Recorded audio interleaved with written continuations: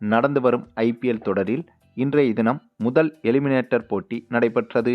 அதாவது play off சுற்றுகள் நடந்து வருகிறது.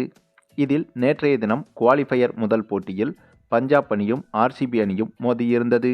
இதில் ஆர்சிபி அணி வெற்றி பெற்று இறுதிப் போட்டிக்கு சென்றுவிட்டது. அதனைத் தொடர்ந்து இன்றைய தினம் முதல் எலிமினேட்டர் போட்டி தொடங்கியது. இந்த போட்டியில் மும்பை அணியும் குஜராத் அணியும் மோதியது. இந்த வருட ஐபிஎல்லில் மிகப்பெரிய பலம் வாய்ந்த அணிகளில் இந்த இரு அணிகள் முக்கியமான அணிகளாகும். அதிலும் தனது பழைய அணியான குஜராத் அணியை ஹார்திக் பாண்டியா தலைமையில் மும்பை அணி எதிர்கொள்கிறது. ஆகவே இந்த போட்டி மீதான எதிர்பார்ப்பு மேலும் அதிகரித்தது. அப்படிப்பட்ட சூழ்நிலையில் இன்று தொடங்கிய இந்த போட்டியில் டாஸை வென்று முதலில் பேட்டிங் செய்த மும்பை அணியில் இந்த முறை பேட்டிங் செய்ய களமிறங்கிய அனைத்து பேட்ஸ்மேன்களும் சூப்பராக விளையாடியிருந்தனர். அதிலும் ஓப்பனிங் இறங்கிய நம்ம ஹிட்மேன் ரோஹித் சர்மா அதிரடியாக விளையாடி 81 ரன்கள் குவித்துவிட்டார்.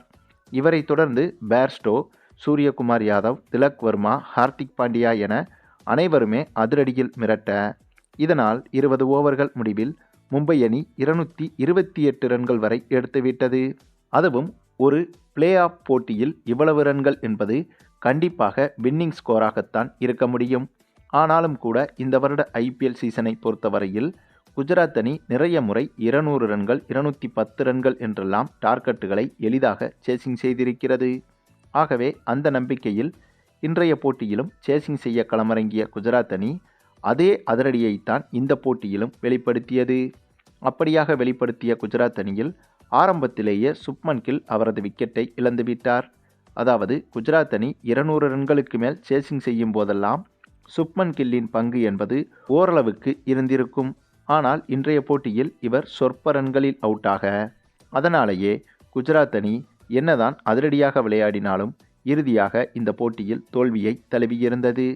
ஏனென்றால் இன்றைய தினம் குஜராத் அணியில் வழக்கம் போல நம்முடைய தமிழக வீரர் சாய் சுதர்சன் மட்டுமே அதிரடியாக விளையாடி கடைசி வரை குஜராத் அணியின் வெற்றிக்காக போராடியிருந்தார். ஆனால் இவருக்கு பக்கபலமாக மற்ற எந்த ஒரு குஜராத் அணி பேட்ஸ்மேனும் பார்ட்னர்ஷிப் கொடுக்காததால் இந்த போட்டியில் குஜராத் அணி தோல்வியை தழுவிவிட்டது.